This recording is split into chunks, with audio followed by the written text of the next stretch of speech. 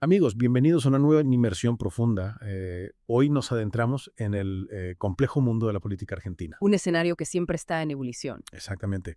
Hoy intentaremos comprender el fenómeno de Javier Milei y su movimiento que algunos denominan libertario. Un movimiento que sin duda ha causado un gran impacto en el panorama político. Totalmente, la pregunta que nos guía hoy es, ¿qué hay detrás del mileísmo? ¿Qué implican sus ideas para el futuro de Argentina? Para intentar responder a esto, vamos a analizar el trabajo de Enrique Aureli. Aureli comienza su análisis con un hecho puntual, la creación del brazo armado de Milei. Interesante. Y a partir de ahí nos invita a reflexionar sobre las fuerzas que se disputan el poder en Argentina. Para comprenderlo, nos propone un viaje por la historia reciente del país. Un viaje que comienza en 1976, un año que marca un antes y un después en la historia del movimiento obrero. Sí, Aureli destaca cómo a partir de ese momento el poder de los sindicatos se debilita, y no solo en términos de influencia política, sino también en la forma en que algunos líderes sindicales comienzan a actuar adoptando roles más cercanos a los de los empresarios. Y aquí es donde Orelli nos presenta una analogía muy interesante, el lobo y los gatos. Ajá. Compara a los líderes sindicales actuales con Augusto Timoteo, el lobo Bandor. Un personaje histórico del sindicalismo argentino. Exacto, conocido por su estrategia de pegar para negociar. Es una comparación que nos hace pensar. Se ha desdibujado la línea que separa la defensa de los derechos de los trabajadores de la búsqueda de beneficios personales. Aureli utiliza el concepto de transformismo acuñado por Antonio Gramsci para explicar este fenómeno. ¿Y en qué consiste este concepto? Básicamente se refiere a cómo algunos líderes sindicales terminan siendo cooptados por la clase empresarial adoptando sus intereses. Entiendo, y frente al avance de Milei, que propone medidas que afectan directamente a los derechos laborales, ¿puede este tipo de liderazgo sindical ofrecer una resistencia real? Es una pregunta que nos interpela a todos. Recordemos lo que sucedió con la fallida reforma sindical. Se negocian proyectos que, en nombre de la democracia, terminan debilitando a los gremios un paso previo a su posible desaparición. Es un juego complejo. Muy complejo, donde las relaciones entre gobierno y los sindicatos son por lo menos turbias. Algo que me llama la atención es que Aureli critica a quienes analizan la situación actual solo a partir de la personalidad de Milei o de sus acciones que a veces parecen contradictorias. Claro. ¿Por qué considera que este enfoque es erróneo? Porque para Aureli es fundamental ir más allá de las apariencias. Él argumenta que las políticas de Milei, aunque a algunos les parezcan radicales o irracionales en realidad, responden a la lógica del capitalismo en su fase actual de globalización. Es decir, que Milei no es un caso aislado, sino que es la expresión de un fenómeno global que también impacta en Argentina. Exactamente.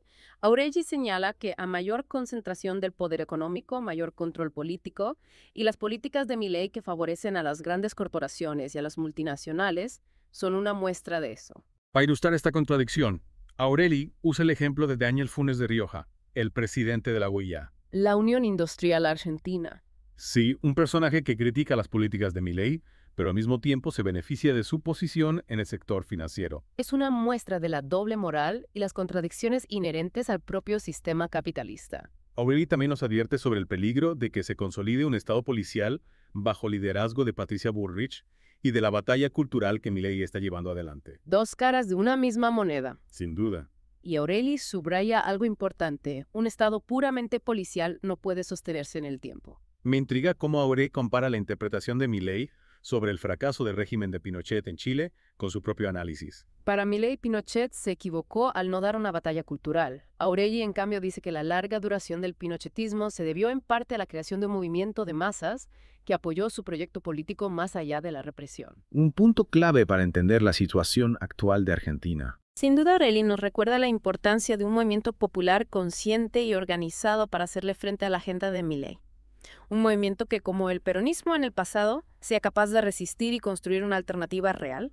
Y destaca que las tácticas que se basan en el miedo, como la supuesta amenaza comunista, ya no tienen la fuerza de antes, sobre todo en una sociedad golpeada por la desilusión y las dificultades económicas. Es hora de construir una narrativa que genere esperanza y que movilice a la sociedad hacia un futuro más justo. Y para eso hay que entender qué pasó en el pasado reciente. Y aquí es donde entra en juego la crítica de Orelli al gobierno anterior de Alberto Fernández, ¿no? Exactamente, Aureli señala que la pasividad y la desmovilización que caracterizaron a ese gobierno terminaron inclinando la balanza de poder a favor de los sectores dominantes. Un punto que puede resultar incómodo para algunos, pero Aureli no se anda con rodeos.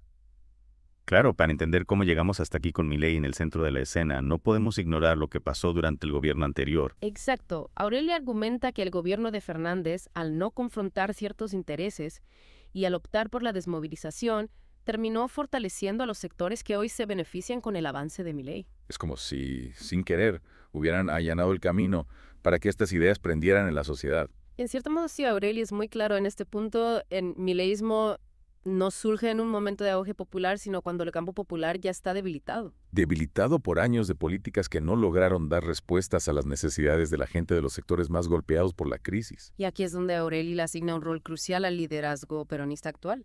Un liderazgo que tiene la enorme responsabilidad de construir una alternativa real, ¿no? Sí, una alternativa que implica un compromiso genuino con las bases, con la militancia y una visión clara de cambio. Porque el riesgo de la inacción es enorme. Sin duda, la inacción solo puede llevar a un mayor empoderamiento de la derecha, y eso puede tener consecuencias muy graves para Argentina. Aurelio nos recuerda que el poder económico de esos grupos que se benefician con la concentración de la riqueza, figuras como los Cernequian, por ejemplo, no eligieron a Milei para protegerse de una rebelión popular inminente. Que no lo eligieron para profundizar el ajuste, para reducir los salarios, para debilitar aún más a los sectores populares. Y para asegurar la dependencia del país, ¿no? Entregando nuestros recursos y aumentando el endeudamiento. Exacto. El intento de anular el DNU 846-2024, que entre otras cosas libera de restricciones, la renegociación de la deuda externa es un ejemplo clarísimo de esa estrategia. Una estrategia que busca perpetuar la dependencia y el saqueo.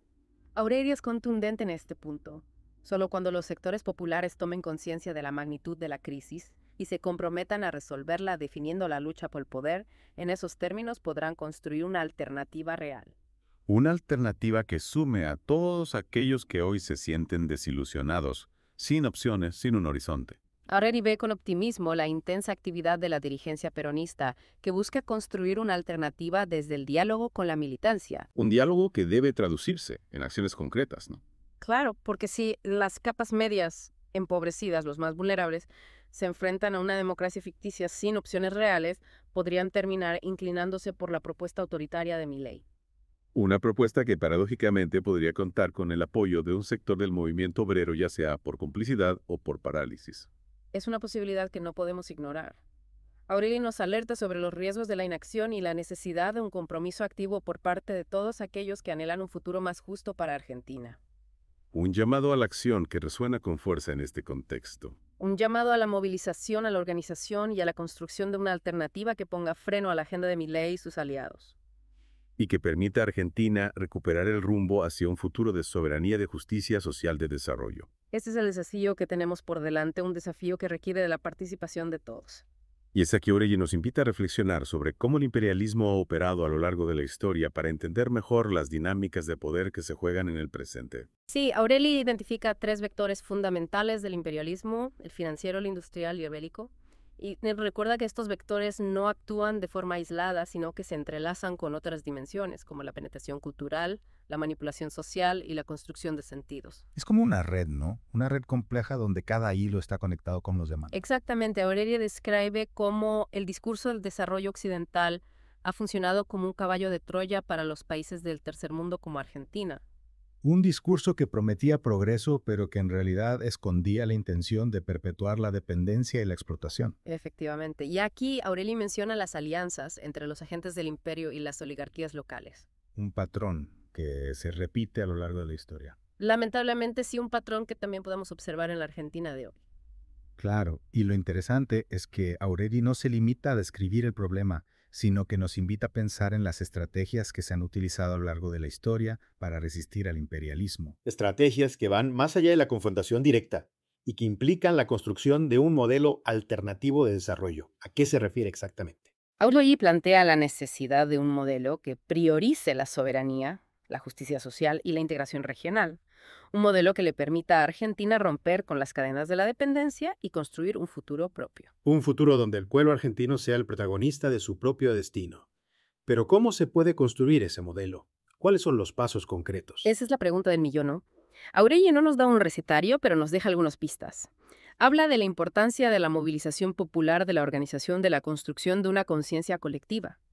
También destaca el rol del Estado como herramienta para impulsar un modelo de desarrollo que beneficie a las mayorías. Y en este contexto, ¿cuál es el rol que le cabe a la dirigencia política?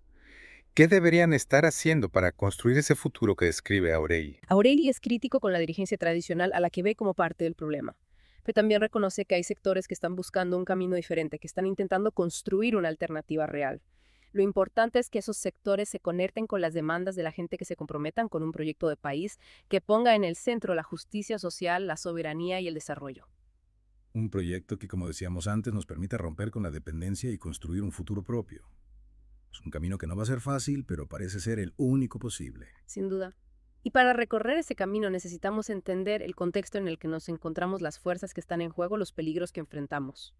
Y para eso el análisis de Aureli es una herramienta fundamental. Nos ayuda a mirar más allá de las apariencias, a comprender la complejidad de la realidad argentina. Y a comprometernos con la construcción de un futuro más justo para todos. Bueno, amigos, ha sido una inmersión profunda y desafiante. Espero que les haya servido para entender mejor el panorama político actual y los desafíos que tenemos por delante. Coincido. La realidad argentina es compleja, pero no hay que perder la esperanza. Y como decía Aureli, la clave está en la organización, la movilización y la construcción de una alternativa colectiva. Muchas gracias por acompañarnos en esta inmersión profunda en el pensamiento de Enrique Aureli. Gracias a vos por la invitación. Y a todos los que nos escucharon, los invitamos a seguir reflexionando sobre estos temas, a participar en el debate público y a comprometerse con la construcción de una Argentina más justa y soberana. Gracias por escuchar Geopolítica, un podcast de Enrique Aureli. No olvides apoyar nuestro trabajo. Hasta la próxima.